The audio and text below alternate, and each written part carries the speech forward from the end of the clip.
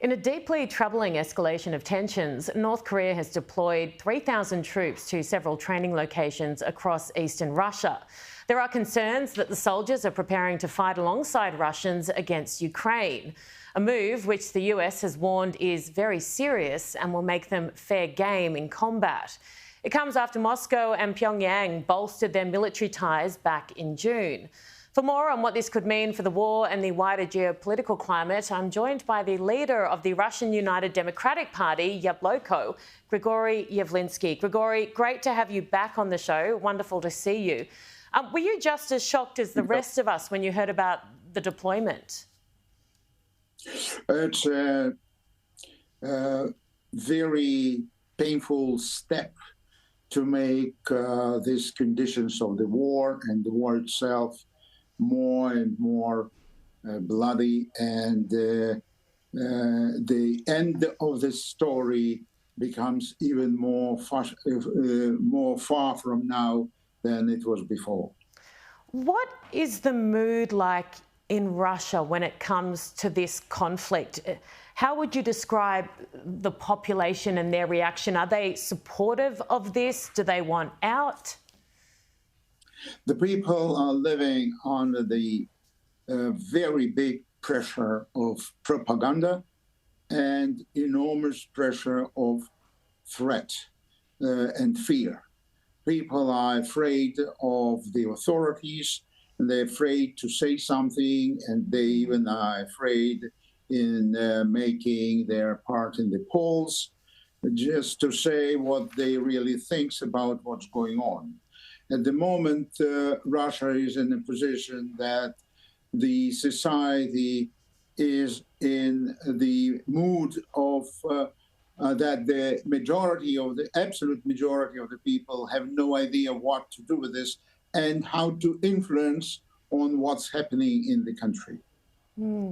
What about you? How do you fight? And you mentioned the fear that people feel, and I would imagine that you would feel that on occasion too, particularly as someone who is fighting for a better Russia. So I'm saying what I think, and the people around me are brave enough to say openly in the way they are able to say it and transform it and bring it to the people.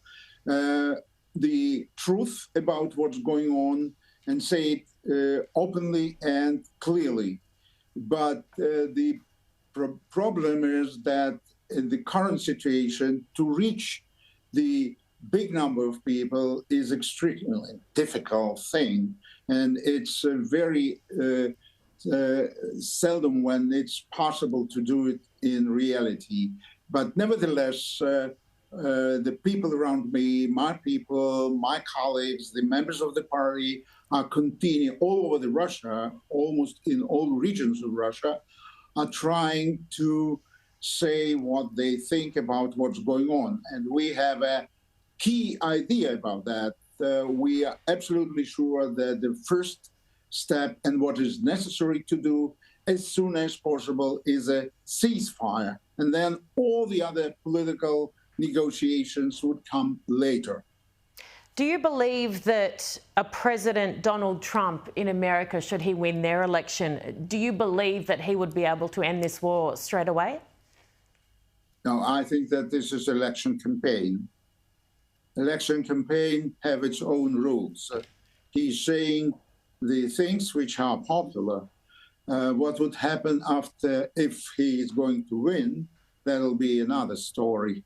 And it'll not be easy. The only thing I want to say is once again, and I'm going to repeat it all the time, that what is absolutely necessary is not the peace treaty. It's not possible to do it now, but the ceasefire, as it was in the situation of other countries in Korea, for example, that's what is absolutely necessary.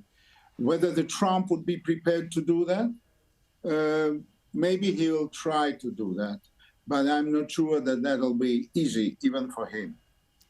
Grigory, I look at Vladimir Putin and he seems to me to lack significant self-awareness in that he is calling for peace in the Middle East.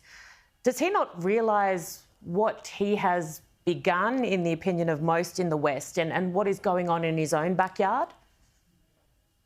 This is current politics.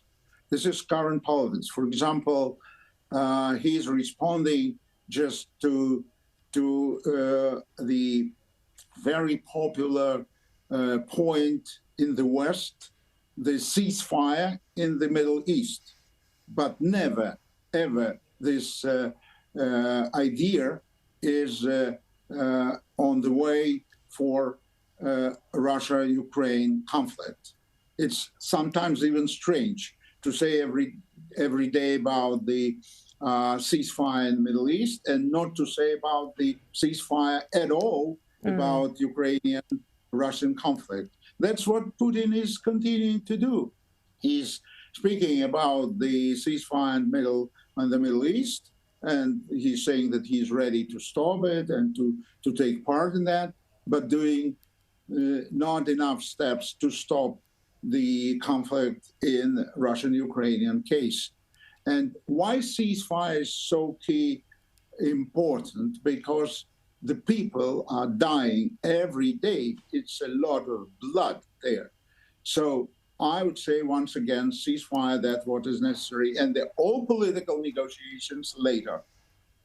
We've seen what's happened to people like Navalny, people who stand up against this regime in Russia and Vladimir Putin. How risky is it for you to do what you're doing now, which is talking to me on international television and being critical of a government that clearly doesn't care about rules? Thank you very much for your question, but there is no answer on that. Every hour can happen everything. So, but it's my country, it's my responsibility, and I'm responsible for what's going on in my country because I'm a Russian liberal democratic politician, and I want to create a normal future for children and grandchildren in Russia, in Ukraine, in Europe. And that's why I say I have to say what is necessary to say at the moment. Are you tired, Grigory? I'm not happy about what's going on. What can we in the West do to help you? Thank you for your question. Just to keep peace in your countries and to be honest in political news.